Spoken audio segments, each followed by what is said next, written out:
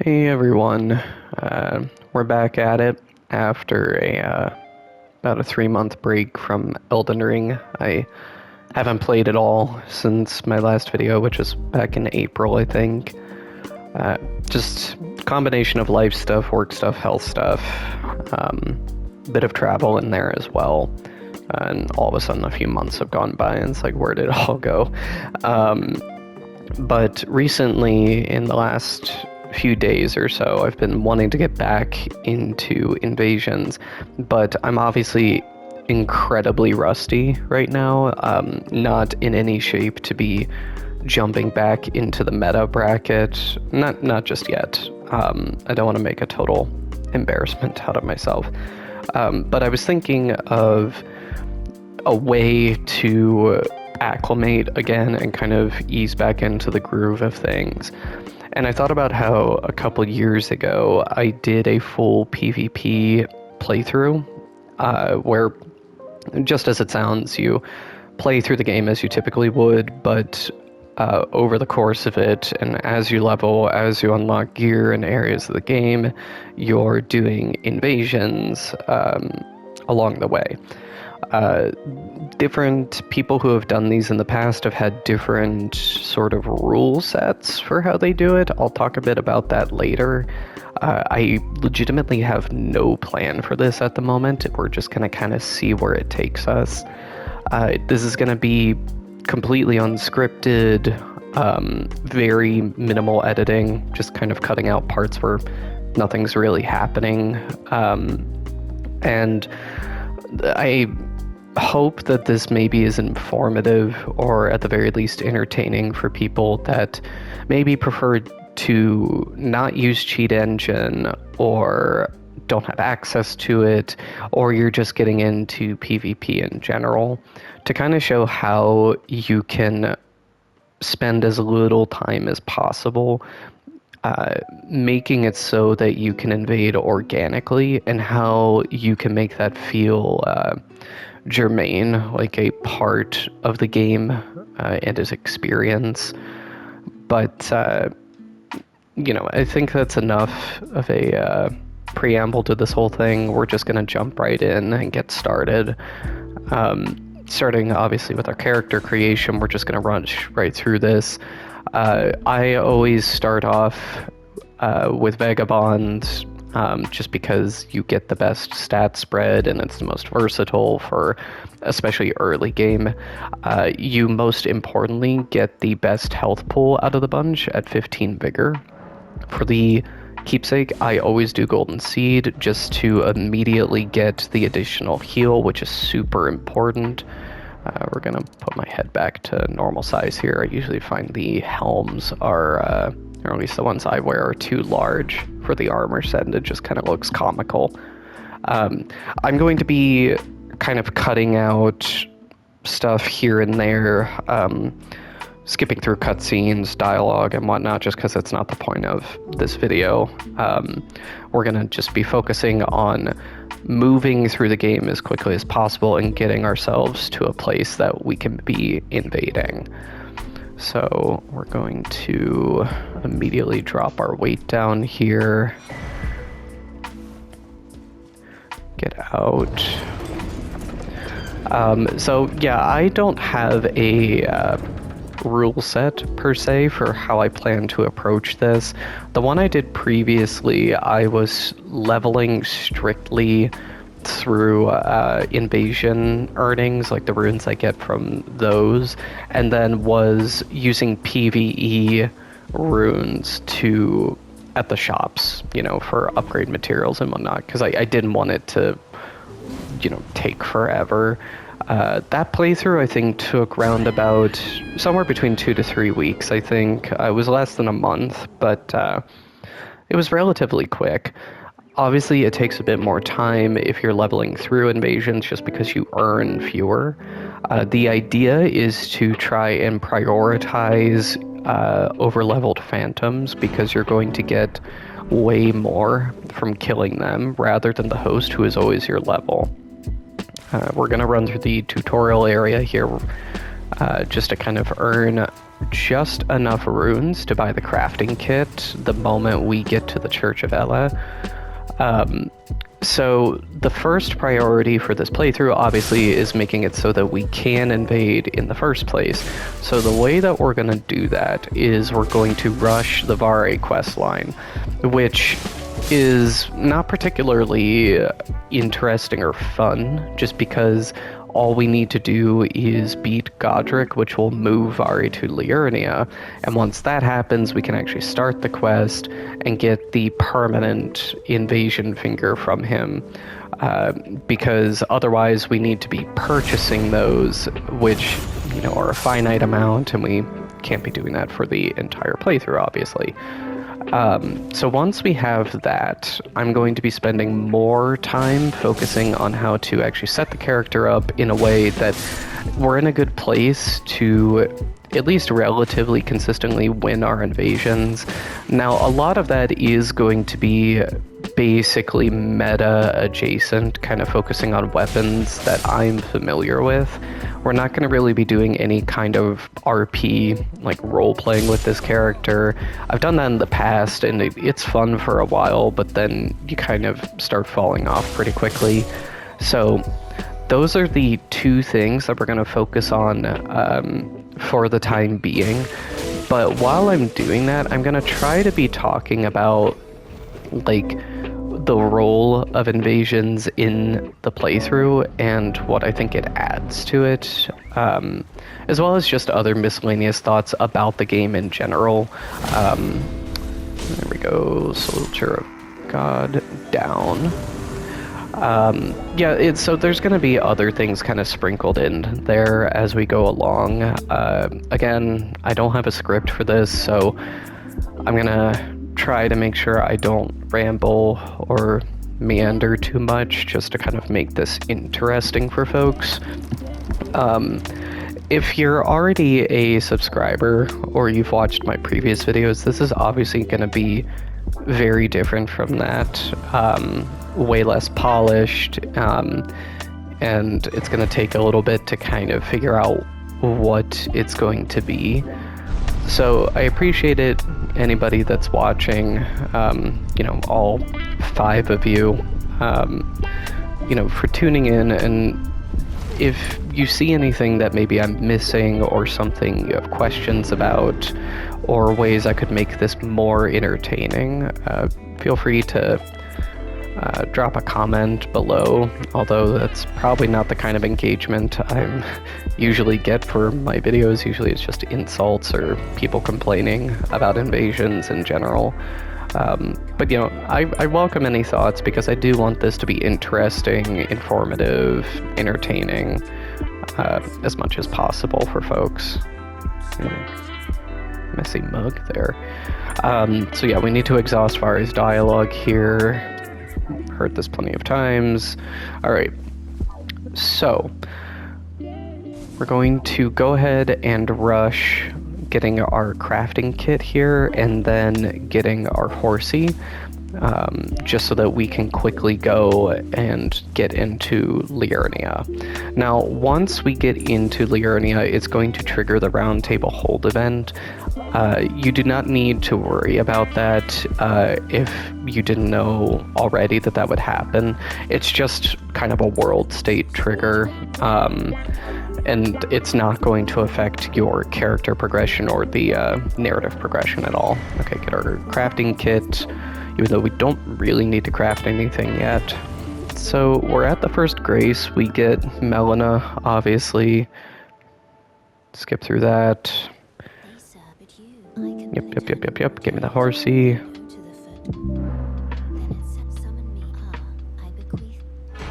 Thank you. I do appreciate it. Alright, and like I said, we immediately get a 4th flask, which means that we will be starting our invasions with 2 flasks. Because, they do get halved, but it's better than having 1. Gonna go ahead and grab the map here real quick.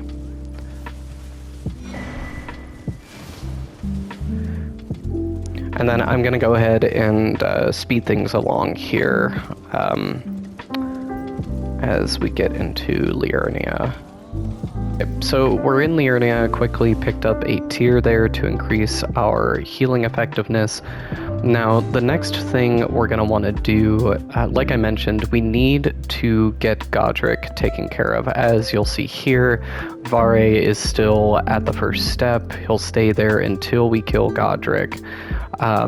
Now, once we rest at this grace, we're going to open up the Round Table Hold, which again, you don't need to worry about from a progression standpoint.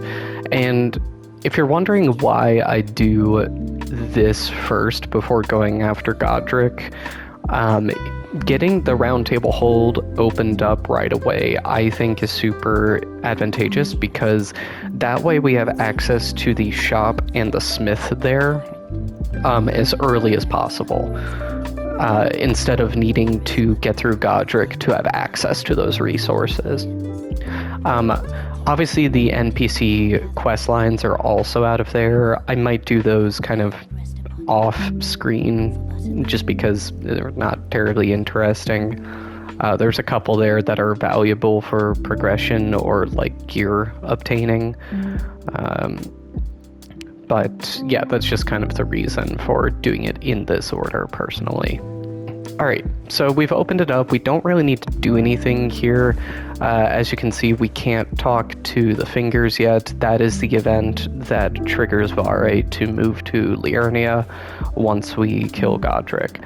So now that we've got that done, we obviously we didn't acquire any runes on the way here, so we have no means of leveling at the moment. So we need to find a good source of runes as quickly as we can. So what I'm going to do is we're going to go back to Gatefront. And I'm going to go ahead and clear out the camp here. Just to get a small pool of runes to get us up a couple levels. This will not be terribly interesting, so I'm going to just speed through it.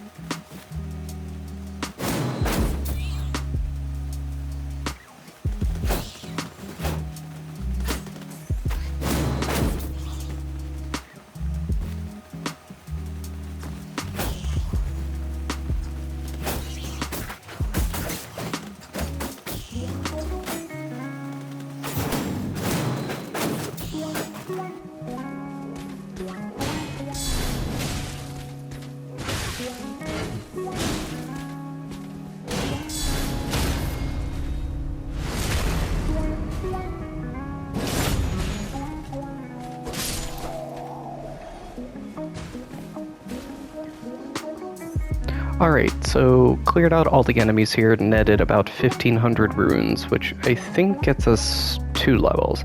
Another thing to call out, this is super basic, but just so you remember, this is where you will get the Wet Blade and Storm Stomp. Very important because we want to, or Whetstone, whatever. That'll allow us to imbue weapons with Ashes of War, which are obviously an integral part of setting a build-up. We'll also grab a few of these Smoldering Butterflies. Fire pots are super useful at low-level invasion brackets because fire resistance is based entirely off your vigor stat, and obviously at low level most players do not prioritize vigor, so they have very little fire resistance, and a single pot can sometimes take off as much as half a health bar. So very useful to have those in hand as a super basic tool. So the next thing we need to do is I'm going to go to this mine here, which will net us, I think, about 8 smithing stone ones. There are others in the Limgrave overworld, but this is the quickest way to get a nice pool of them, so we can get at least one weapon upgraded for Margit and Godric. So we're going to go ahead and head there. Alright, so we've made it to the mine. And worth noting, you always want to be two-handing your weapons for these minor guys, otherwise you will get weapon bounce. So we're just going to off these guys real quick so that we can get their stones. What the hell? Why did that not hit him?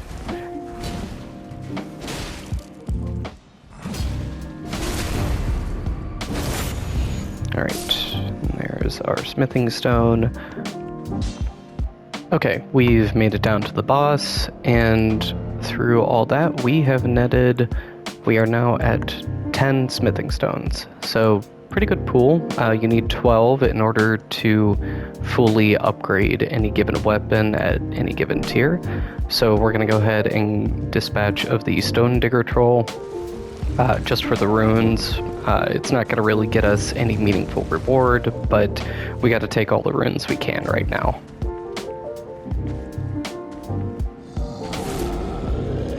Now, Square Off usually makes this a pretty straightforward fight, just because it's super easy to posture break this guy.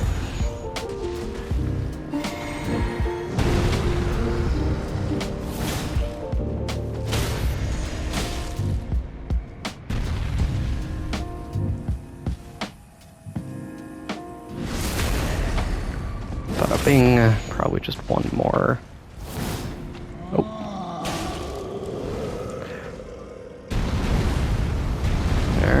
Alright, let's chill out, we can talk about it.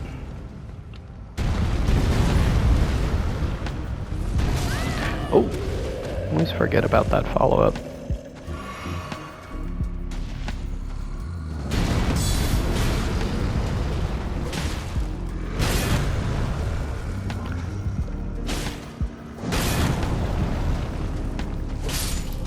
Alright. Oh yeah, I never noticed that you also get weapon bounce on that guy. I guess it makes sense. Okay, so we're sitting at just shy of 4,000 runes. That's great. Now, once we've got Margit taken care of, I think, we're going to take a brief detour down to Weeping to grab some of the tiers at the churches, because I think you can get 3 or 4 of them down there, and those are super valuable at low level because your health bar is so small that having a really good flask, a really effective one, is going to mean you can restore, in a lot of cases, your entire health bar with one flask, which is super valuable.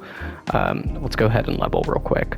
As I said, a lot of people do not prioritize their vigor at low level, despite everybody telling them to. So we're going to dump all our points into it right now because we are undoubtedly going to be facing over-leveled phantoms at low level, and we need survivability more than anything. Most of your damage at low level is going to come from weapon upgrades and buffs that you can get, even though there's not a lot of buffs at low level. So you don't need to worry too much about dumping stats into the offense of your character. Focus on defense. Besides vigor, I would say maybe focus on endurance to up your stamina. Or if you're trying to run more of a hybrid build, maybe getting your faith started earlier on would be helpful too, so you can use more spells at lower level. Now, I already ran through here earlier to get to Liurnia, but if you trigger Liurnia without talking to Roderica, I think she still goes to the Round Table Hold, but that's not important for us. But she will depart and leave us another golden seed. Very useful. I think we might be able to get another charge out of this. No, okay, we're at the point where we need to. What we're going to do, actually, is we're going to head down... Let me think. We could go this way. Green Turtle Talisman is over here. But I think what we actually want to do is we'll take another detour here, and we're gonna go to the Third Church of America over there by the woods, and that's going to give us our physic, another tier, as well as an NPC who we want to make sure we stop by and visit.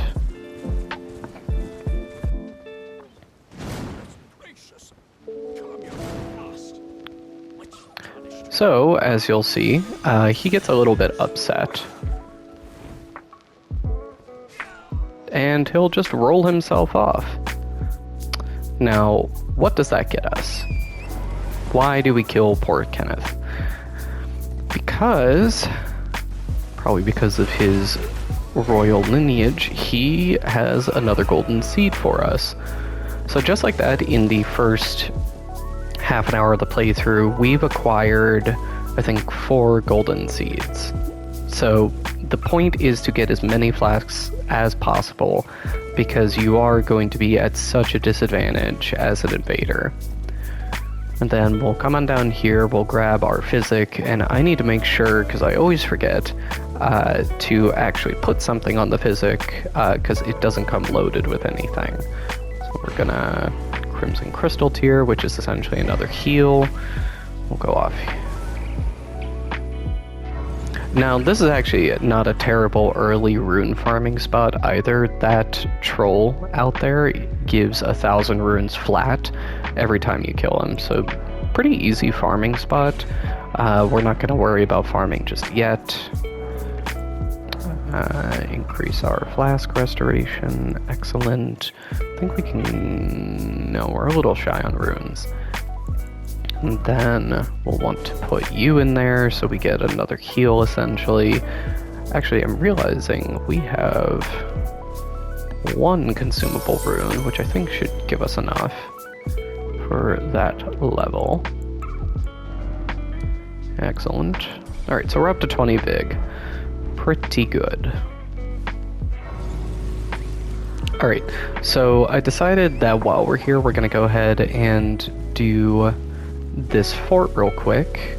Number 1, because we will get yet another golden seed, but additionally it'll give us Bloody Slash, as well as the first half of the Dectus medallion, which is not critical at this moment, because we're not looking to rush all this, but we will need it eventually, so we should go ahead and grab it.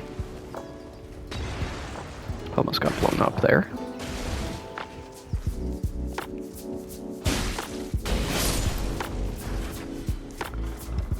Dumbass rat.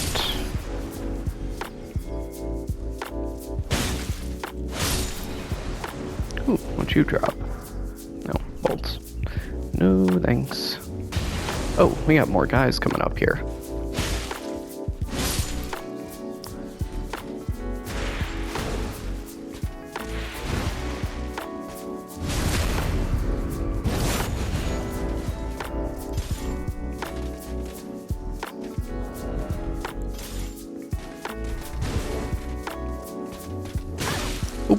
Did not mean to do that.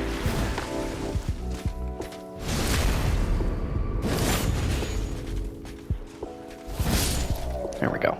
Alright, got Bloody Slash. What do we get here? Oh, Blood Rose.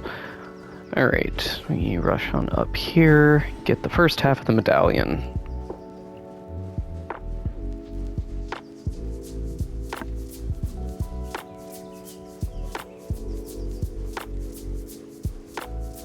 What a thrill. Alright, first half of the medallion acquired, and then we've also got this area unlocked. Beautiful. It occurs to me, we should go ahead and grab Sacred Blade right over here, as well as opening up a slightly quicker route to the Turtle Talisman. Now, there's also the portal over here to the Bestial Sanctum in Dragon Barrow. You could head there if you want, but we don't want to unlock that area for multiplayer yet, so we're gonna stay away. We will want to come back in the... Oh my god. Let me hit you. Okay. There we go. Sacred Blade, holy damage, again, very good at low level because just everybody has low elemental resistances.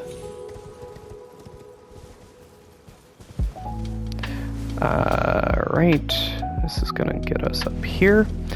And we've already kind of shortcutted the boss right here, the Tibia Mariner. We'll come back and kill him, of course, for the runes, but for now, we're going to get a great early game talisman, the Turtle Talisman, which gives us better stamina regen. Oh, right, key. And we picked up this key over by Rodrika earlier.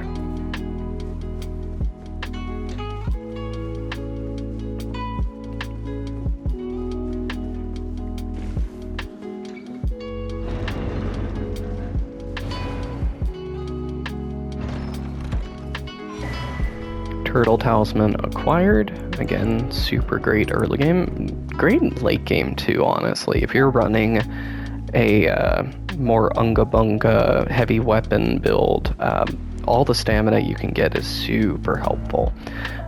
We're not going to cross into Caelid yet. We don't want to go there. All that done, we're going to head back to Calais, get the Snap Gesture, go get Blood, and do the Bloodhound, which will get us some more runes. We're just prioritizing getting runes at this point, really. I don't think we have enough to level just yet. Oh, no, we do. Alright, get more big. Thank you. Alright.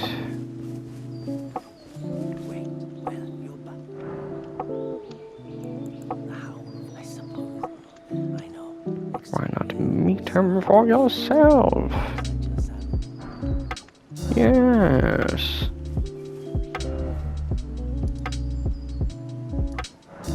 Okay. We'll head back over here.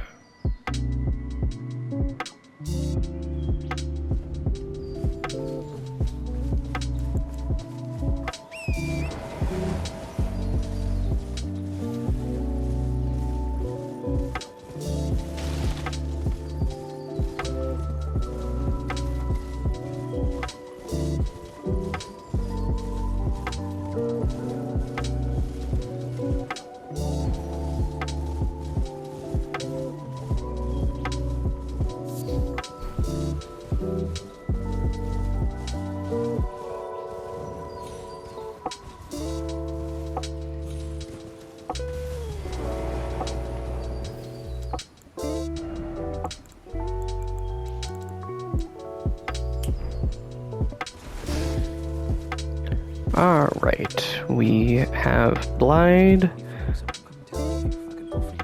Not at all what I first expected his voice actor to sound like. Alright, so he wants to go kill Mr. Bloodhound here. I should have got one of the closer graces, but okay. Be right back, gonna run over there.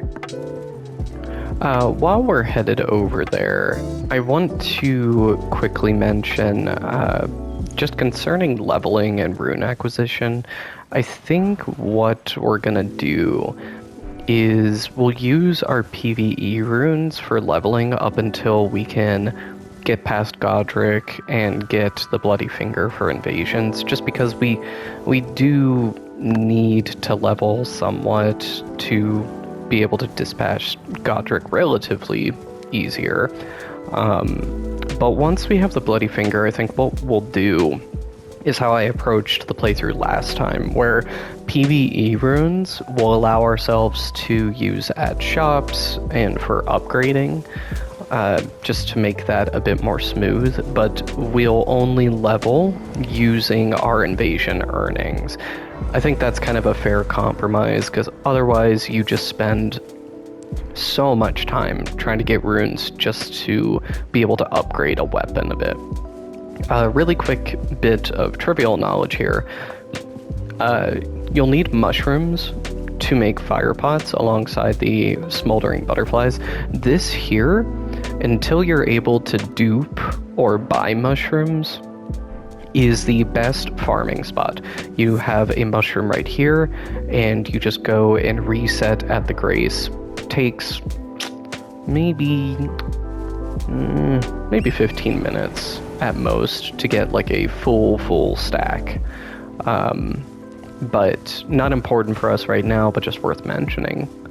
There's a spot later on in Liurnia that you can farm the smoldering butterflies with, and so you can set yourself up with a pretty good stash of fire pots. Okay, let's kill Darwyl.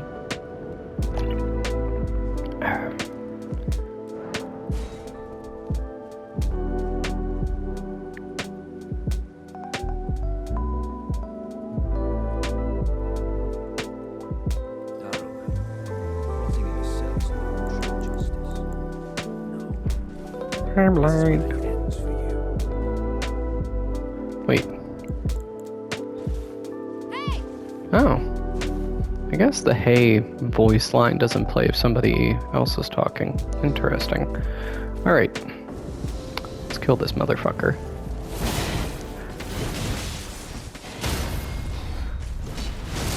See, Blide will just stance break this guy almost immediately, so you can kill him very quickly. I remember the first time I fought this guy, I really enjoyed it just because of his attack patterns being so elegant and requiring a lot of weaving. Reminded me of the Boreal Dancer boss from DS3, who I'm a big fan of. I was very surprised they put her in Night Rain, and not only that they didn't really augment her moveset much at all. And I don't think she's really built for a gang fight personally, but always happy to fight her again. It's a very good enemy design. Okay, we talked to Blide again, we get our reward, we have a Somber Smithing Stone 2. You probably saw earlier I picked up a level 1 on the way to our Grace, so we now have enough to level 1 Somber weapon up to level 2. We're not going to be doing that anytime soon. I'm realizing, actually, that I don't have my flasks mapped properly. And then here, put our horsey. So I usually, oh no, wait, there we go, last one. So usually I keep my flasks mapped to the, I guess, quick bar, not quite sure what you call it, just so that your flasks physic and then usually a bolus or something like that, or maybe the poison dumplings, are always in the exact same spot regardless of which consumable you're using, just to create input consistency and develop more muscle memory without accidentally, you know, not using a flask when you really need it. Oh, excuse me. Alright, while we're here, we're gonna go and grab the Great Eepee real quick. The Heavy Thrusting Sword, which is super great for chase downs. Grab this Starlight Shard here. Starlight Shards are super useful in invasions, but unfortunately they're very finite in this game. I think you can only grab, I think, like 20 of them in game. I'm probably off on that number, but point being is that you can't easily acquire them or purchase them anywhere. So it's quite annoying, and you kind of have to dupe them. But we'll take what we can get. Okay then. So sorry. We're gonna go ahead and go through this graveyard here, grab some more consumable runes, very valuable to us at this level. And we're gonna go and get Selen unlocked, but more importantly, we're gonna get some runes off of the Pumpkinhead boss.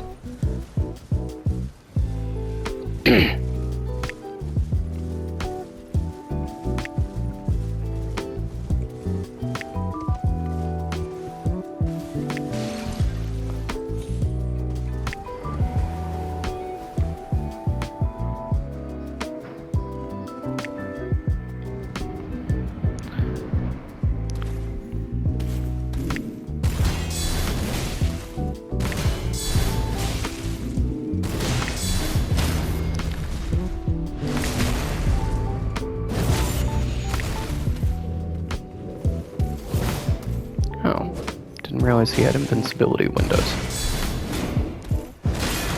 Ooh, card broken.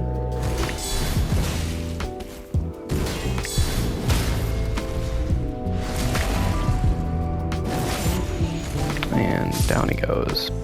Alright, so Selen's not really the important thing here, it was more just about the runes, but we will want to come back to her later, so might as well unlock the Grace for later convenience. So what I'm thinking we can do is we'll go and kill the Reduvia invader in the river there, and that should get us a decent amount, I think.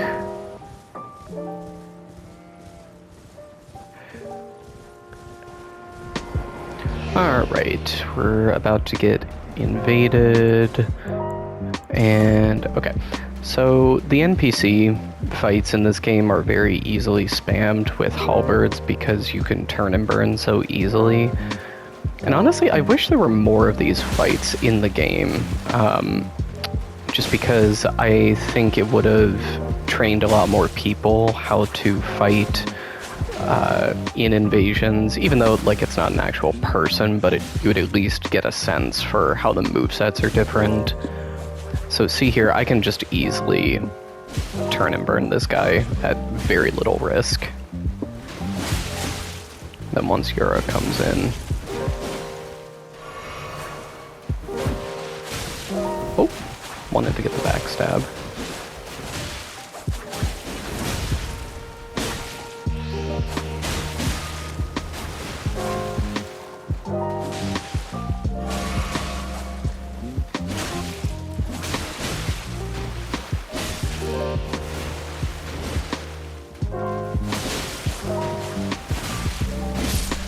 There we go.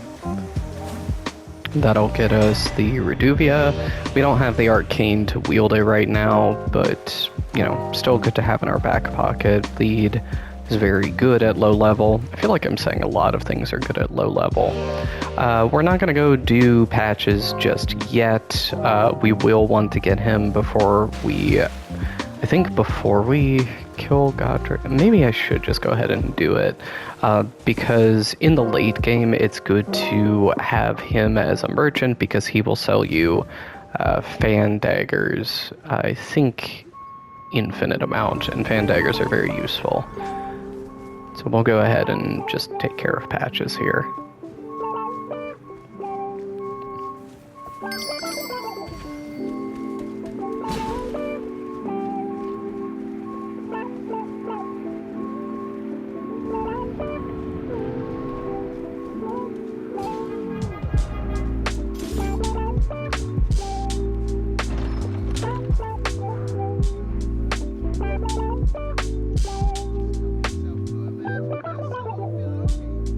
It wasn't me. Well, that's not very nice.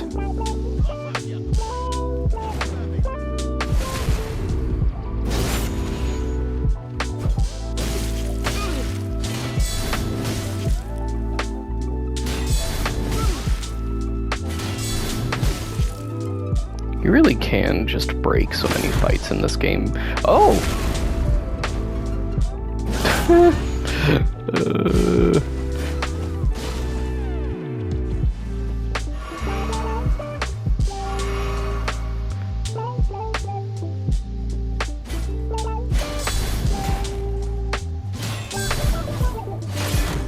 Ooh, man. I need to watch my stam.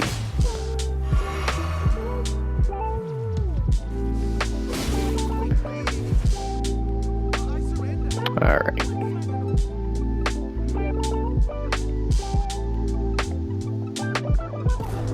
Alright.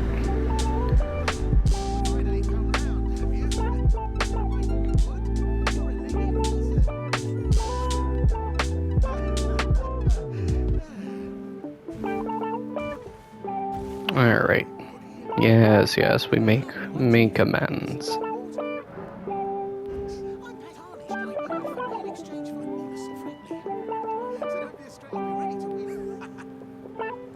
Alright, so we've taken care of patches, so back to our main goal. Okay, so upon further consideration, I think we should be okay to take on Market at rune level 17. We've got enough of a health pool that we can tank a couple hits from him. I did also go ahead and upgrade our longsword to +1 just for a little bit more damage output. And we're also going to summon some help. So we're going to get Rajir. And honestly, I think it's in line with our playthrough to maybe summon another player. I think it could be some fun. So we've got Samurai Man. You look like... Yeah, you're perfect. Alright, so I'm pretty comfortable with this fight overall, and I've played through the game at least a dozen times at this point, so I don't feel like I really need to demonstrate my skill to beat this guy solo. It's just not that kind of run.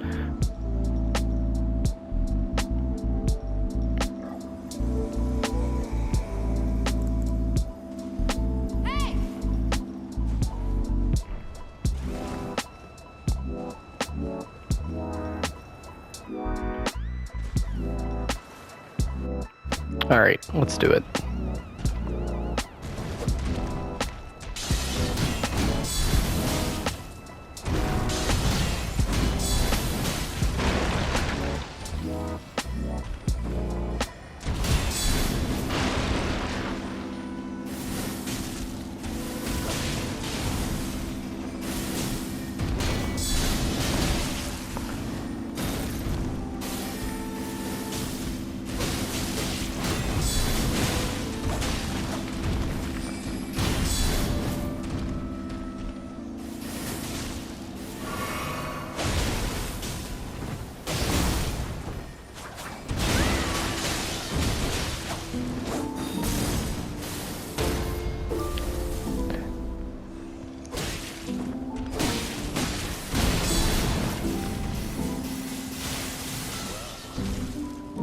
Thou art of passing skill.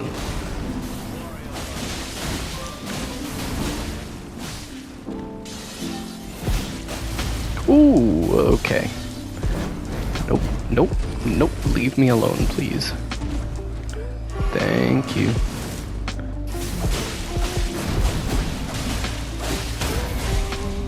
There we go. That's why we chose this guy, because he gets a bit of bleed for us.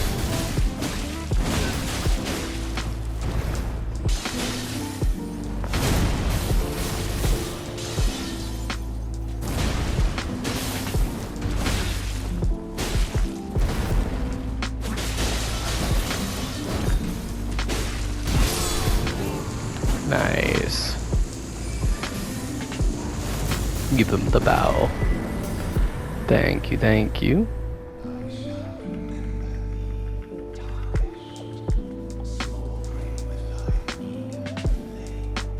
Thy mega flame. Alright, and we have finally made our way to Stormvale proper, and eventually Godric. This is one of my favorite legacy dungeons in the game. I think it is one of the most tightly designed non-linear spaces that they've put together, possibly across all the FromSoft games. It's very dense, a lot of intersecting, weaving paths, a lot of secrets and side paths, and it's just a really, really great area. And that applies double for invasions, if you ask me. It's super useful to have good spatial understanding of this place because a lot of people don't. And you can quickly, intercept people easily, make exits. It's just very useful to have good working knowledge of this dungeon. We're going to go ahead and open up the main gate, even though we don't really plan to go through that way. I advise against it. Maybe he was really just trying to help me so I don't get fucking harpooned in the face. But we're not going that way. We're going to take the slightly longer route, which will allow us to pick up some stuff before we get to Godric. Shut up.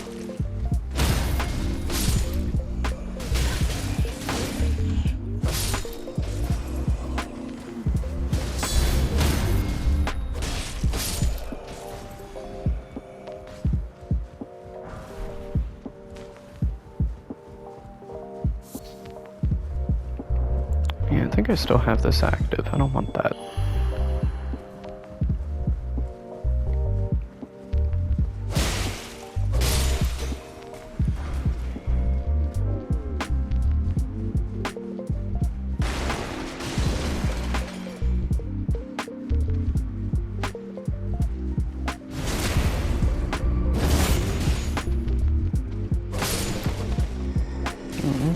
Pick up a set of hook claws. Not really the claws that we're looking for.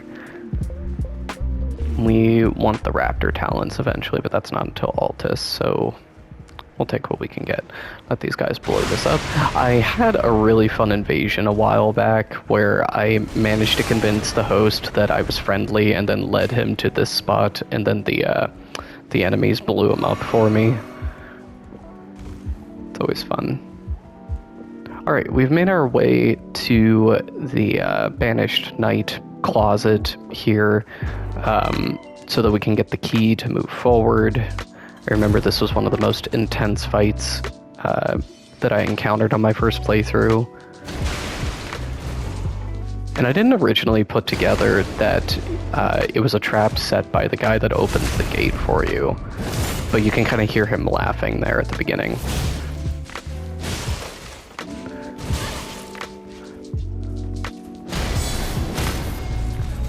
Boom, guard break once again.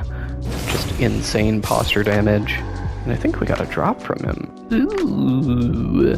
Welcome to the team, Banished Knight Shield. I'm realizing now I should have picked up a lantern. Curved Sword Talisman, that I believe is, yeah, that's guard counters actually. That might be perfect for a fella such as myself. Oh, what do we got back here? Oh yeah, the key we came for. Alright, I'm gonna skip ahead a little bit until we get to the next important part of the dungeon here. Taking a quick detour to the round table hold because I got a good deal further into the castle and then realized there was Okay, so we took a quick detour to the round table hold because I realized further into the castle that there is a weapon pickup that we need to get, the Misericord dagger for our crits, but in order to get it we need to do a stone sword door. And we do not have a key. So we're gonna go and purchase one real quick so that we can pick that up. And that is actually super useful in PvP, obviously, but also PvE, because when you stagger or stance break, whatever it's called, a boss, you can swap to the Misericord pretty quickly and get just that little additional 140% crit damage. So we're gonna go back to, I made it to this grace here. So we're gonna go ahead and grab that Misericord. Alright. Oh yeah, you pick up a shield as well. There's the dagger, and then also critically, the Iron Wet Blade, which is going to allow us to infuse our weapons with keen or heavy properties, so dexterity or strength-based scaling.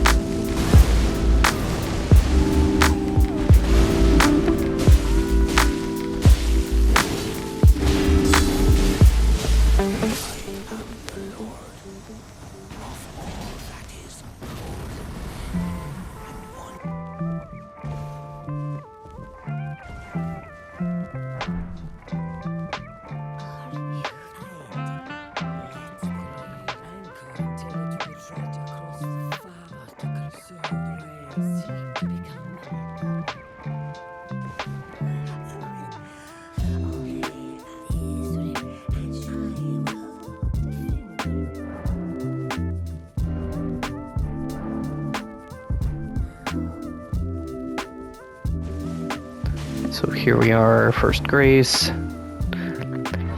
And this merchant here carries something we'd be interested in. Okay, let me... So, we don't have the runes just yet, but we want to get this S stock, because this is the earliest possible thrusting sword we can get, that has great length and moveset. And we can't do Rajier's yet because that is at +8, and we want to be sure that we don't accidentally put ourselves in the wrong level and weapon bracket. So I'm pretty sure we have a couple consumable souls. Should be enough. And now, yeah, there we go. It might seem like I'm irresponsibly spending my runes right now, but there's kind of a curve to the amount of souls you get the more you move through the game, especially if you're at low level, like we are now. But not to worry, there will be plenty of souls going ahead. Just right now, it's a matter of prioritizing putting those souls into getting the build set up.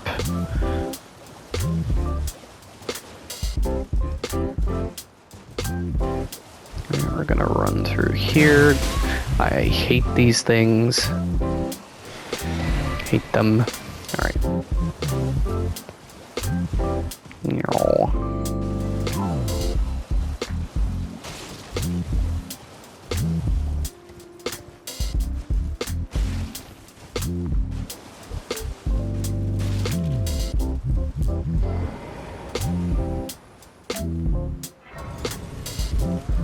There we go.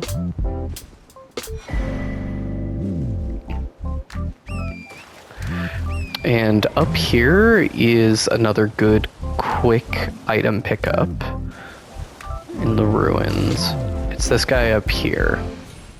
Just kind of like speed through, but it's your first ritual pot, which you use for stuff like frost pots and some of the higher end ones. And we're gonna go ahead and move forward here, and this gazebo, whatever it's called right here, we're gonna go ahead and, as we're passing through, take care of Snake Girl.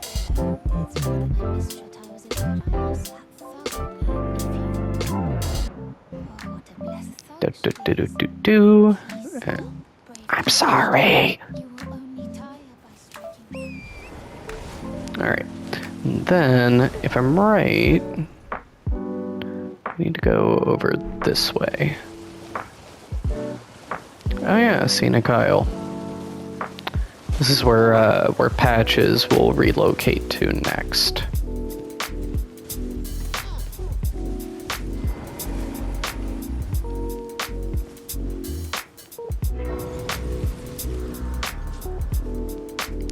So cozy.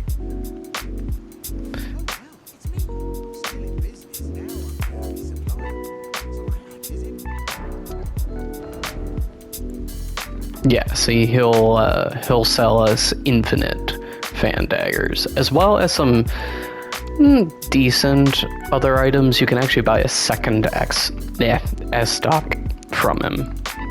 And we could have bought Market's Shackle earlier before fighting him, but it's 5k souls, and I think we did just fine without it. So from here, I'm gonna actually make it daytime so I can actually see things.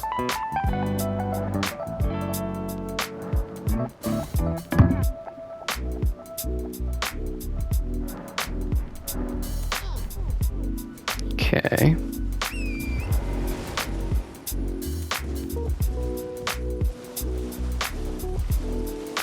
There it is.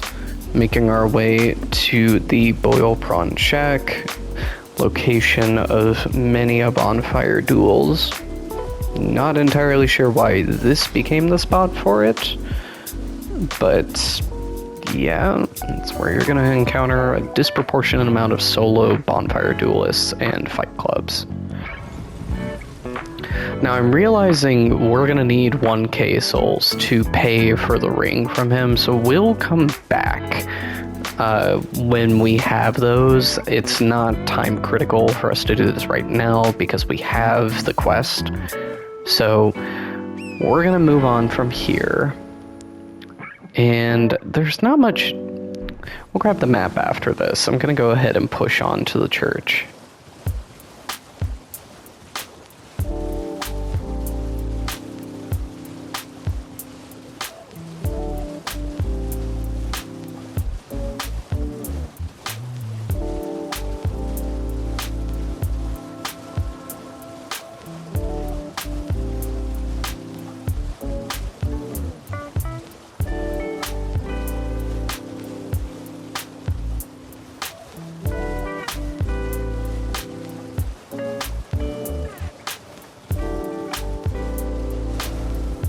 And do you know what I'm realizing? Despite... Oh no, wait.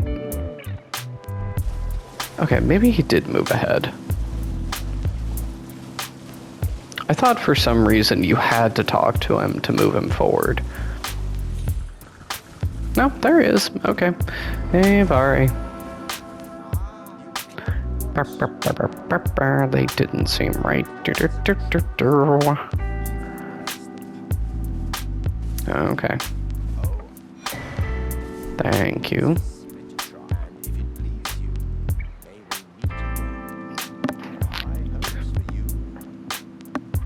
My lambkin. Alright. So, we officially have our 5 disposable fingers now. And we are technically ready to start invading.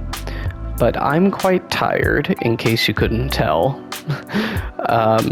So we're gonna go ahead and call part 1 here. This feels like a pretty natural stopping point. And when we come back, we'll get our first few invasions in. And we'll continue pushing ahead, obviously, but from here on, we're going to be able to focus more of our time on setting up the build to the minimum possible standard, just so that things are in a good place for us to be able to approach a variety of invasion scenarios. So that'll be the next part, I think. Again, no real plan, but maybe I'll put together a checklist for the next segment. And I just want to say, thank you if you tuned in for this. I appreciate it. Obviously, this is not the type of content I'm used to making, but I thought it could be fun and just a way to make this experience a little different from the other dozen playthroughs I've done into this game. So thank you again, and feel free to drop a comment if you have questions, pointers, whatever, or if you just want to insult me, that's also a thing. And yeah, I'll see you in the next part, and take care. Bye!